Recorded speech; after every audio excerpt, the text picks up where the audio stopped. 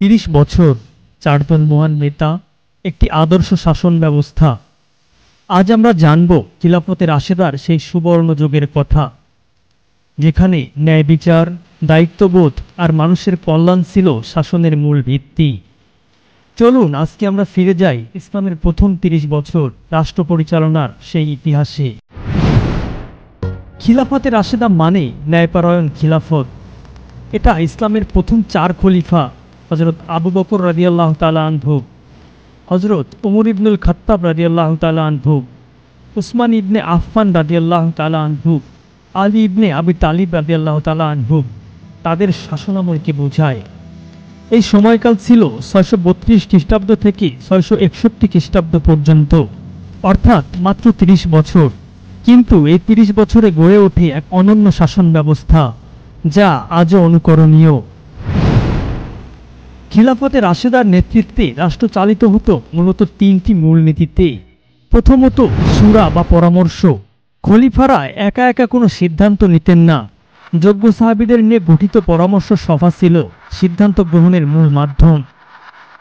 ২. ন্যায় বিচার। আইনের দৃষ্টিতে সবাই সমান। একজন সাধারণ মানুষও খলিফার বিরুদ্ধে মামলা করতে পারতেন। ৩. উম্মতের কল্যাণ। দারিদ্র্য দূরীকরণ, শিক্ষা বিস্তার এবং নিরাপত্তা প্রদানই ছিল রাষ্ট্রের দায়িত্ব। ওমর রাদিয়াল্লাহু তাআলা আনহু বলেছিলেন, নদীর তীরে একটি কুকুরও যদি অনাহারে মরে, তবে তার জন্য আমি দায়ী থাকব। এটাই ছিল তখনকার নেতৃত্বের মনোভাব। খিলাফতে রাশেদার অর্থনৈতিক নীতি ছিল স্বচ্ছ এবং ন্যায়নিষ্ঠ। বায়তুল মাল বা রাষ্ট্রীয় কোষাগার, জনগণের কল্যাণেই মূলত এটি ব্যয় করা হতো। কোনো দুর্নীতি বরদাস্ত করা হতো না। জাকাত ও খরচ। ধনীদের থেকে জাকাত আদায় করে গরিবদের মাঝে বণ্টন করা হতো। শ্রম ও কৃষিতে উৎসাহ। মানুষকে কাজ শেখানো ও চাষাবাদে উৎসাহিত করা ছিল সরকারের প্রধান লক্ষ্য। এই সময়েই ইসলামী সাম্রাজ্য বিস্তার লাভ করে পারস্য, বাইজেন্টাইন, মিশর ও সিরিয়া পর্যন্ত। বিচার ব্যবস্থা ছিল সম্পূর্ণ স্বাধীন। বিচারক বা কাজী হতেন আলেম ও ন্যায়পরায়ণ। খলিফা নিজেও বিচারকের রায়ে বাধ্য থাকতেন। সেনাবাহিনী ছিল শুধুমাত্র নিরাপত্তা ও সীমানা রক্ষায় নিয়োজিত। জনগণের উপর কোনো দমনপীড়ন চলত না। খলিফা উমর রাদিয়াল্লাহু তাআলা আনহু সেনাপতিদের আদেশ দিতেন, যুদ্ধ করবে কেবল দুশমনদের বিরুদ্ধে, সাধারণ মানুষের ক্ষতি করা যাবে না। তবে সবকিছুরই শেষ আছে।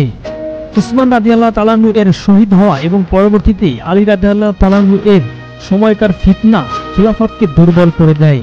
কিন্তু ইতিহাস আমাদের শিক্ষা দেয়, নেতৃত্বে নৈতিকতা থাকলে রাষ্ট্র টিকে থাকে। জনগণের কল্যাণে কাজ করলে শাসন ব্যবস্থায় আস্থা অর্জন করা যায়। আজকের এই সময়েও আমরা যদি সেই মূলনীতিগুলো ফিরিয়ে আনতে পারি, তবে সমাজে আবারও ন্যায় বিচার প্রতিষ্ঠা সম্ভব।